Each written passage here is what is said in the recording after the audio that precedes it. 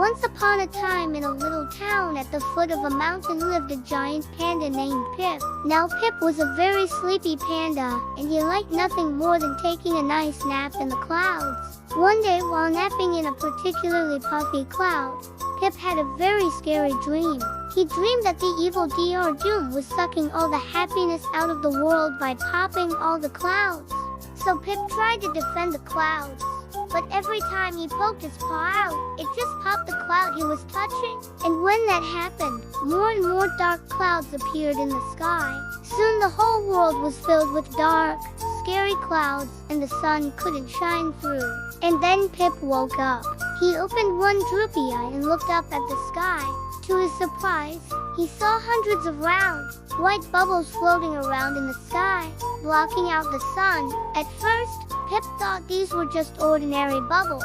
But when he got closer, he saw that each bubble was trapping a person from the town. Some of the people were waving their arms around, trying to get free. Others had given up and just sat down inside the bubble, and some were even crying.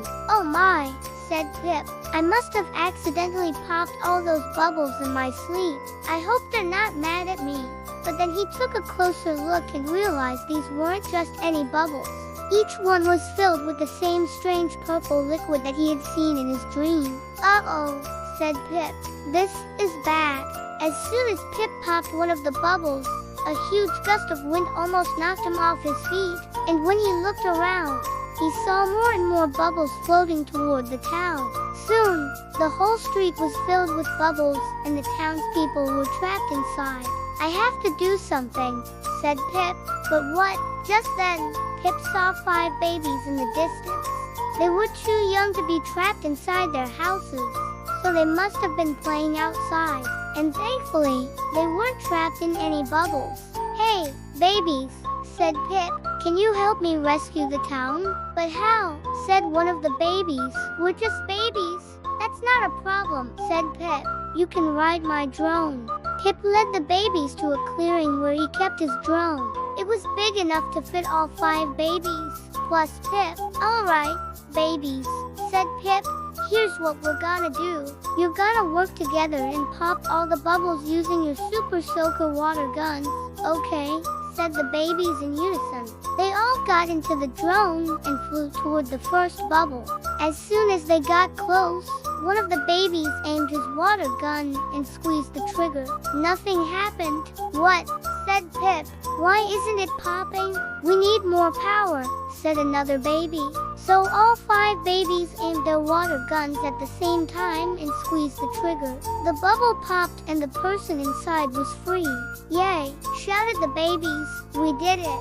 But there were still dozens of bubbles left and not nearly enough time to pop them all. "Don't worry," said Pip. "I have an idea." Pip flew the drone back to the clearing while the babies refilled their water guns. When they arrived, Pip said, "Babies, I want you to line up one behind the other and take turns popping the bubbles with your water guns. That way we can go faster."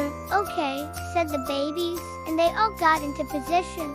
One by one, they popped the bubbles until the last one. As the freed townspeople watched in amazement, Pip and the babies made one final pass to make sure every last bubble was popped. And then they all landed back in the clearing. The townspeople ran over to thank Pip and the babies for saving them.